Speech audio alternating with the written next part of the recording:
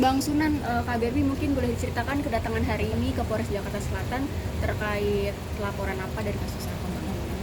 Ya, jadi hari ini kita resmi datang ke Polres Metro Jakarta Selatan untuk diambil keterangannya ya, atau di berita acara interview itu terkait dengan laporan kami kemarin peristiwa tanggal 12 Agustus 2025 kemarin. Tadi berarti kurang lebih ada sekitar 25 pertanyaan ya, seputar apa yang dia lihat, apa yang dia ketahui, dan apa yang dia alami. Jadi seputar itu saja. Mungkin selain tadi ditanyakan di dalam, bukti apa aja sih Bang yang dibawa hari ini Bang untuk melengkapi BAP? Oh ya, hari ini yang kita bawa adalah surat keterangan dari rumah sakit ya. Dari rumah sakit itu untuk saya dan untuk Barbie juga. Karena kalau kemarin pada saat saya diambil berita acara keterangannya itu BAI, saya sudah melampirkan video utuh ya, semenjak awal tuh siapa sih yang memancing keributan, lalu sampai di akhir kejadiannya kami sudah serahkan secara resmi dan sudah disita sebagai alat bukti.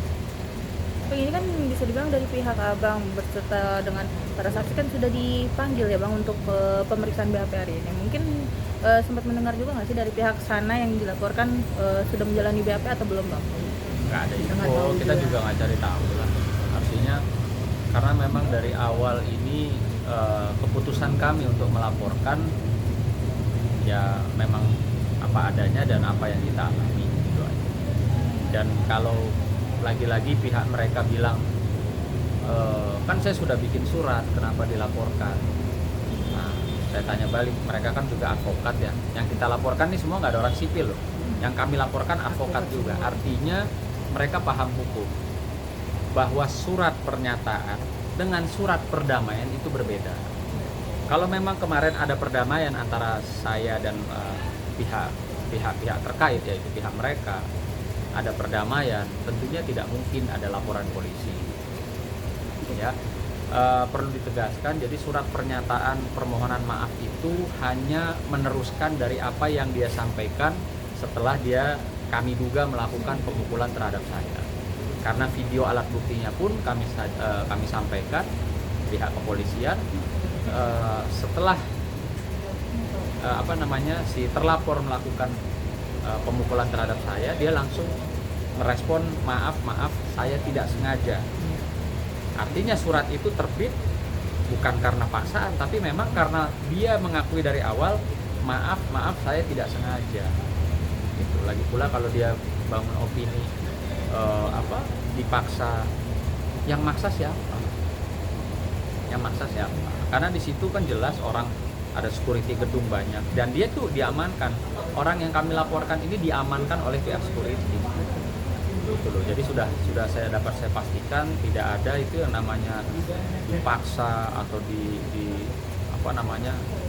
dikeroyok gitu.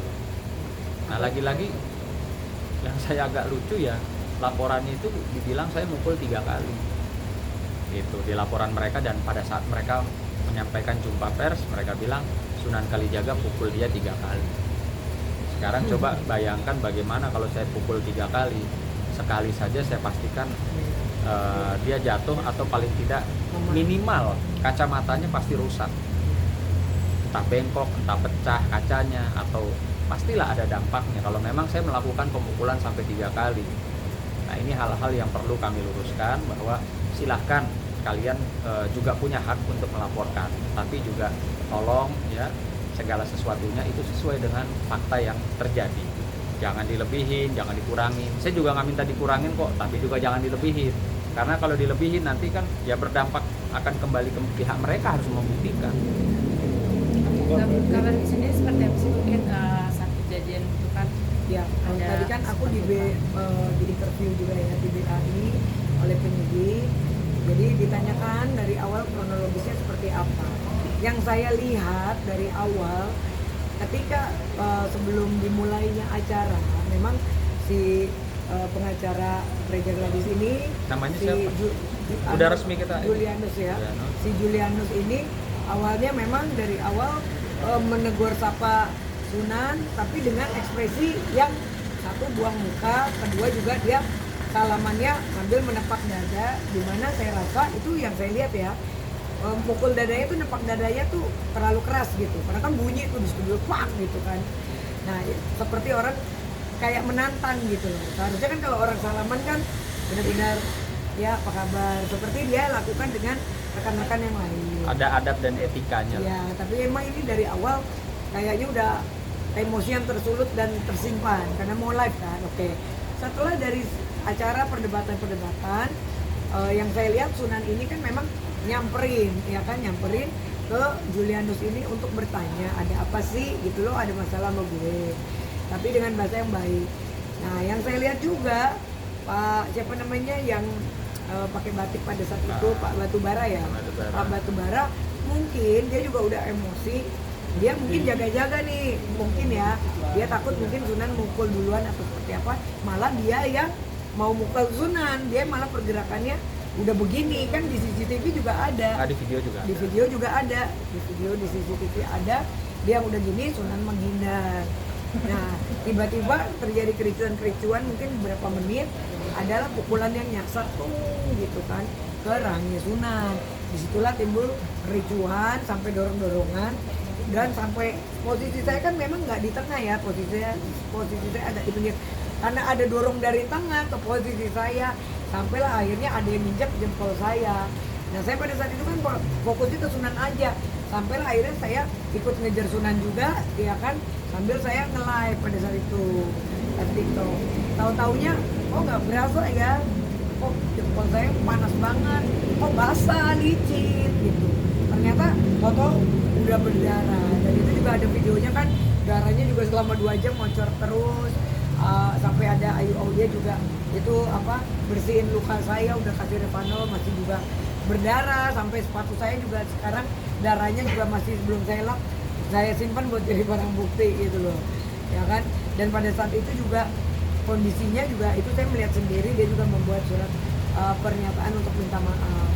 Jadi yang saya lihat juga dia tidak ada memar. Jadi kalau dia bilang Sunan mukul, saya juga bingung. Kalau Sunan kan jago bela diri ya, apalagi dipukul Sunan dengan kondisi body yang kayak gitu, ya udah pasti ada memar atau berdarah atau kacamatanya rontok, atau mungkin dia juga pada saat itu cepet-cepet visum, malah dia yang cepet laporin kita.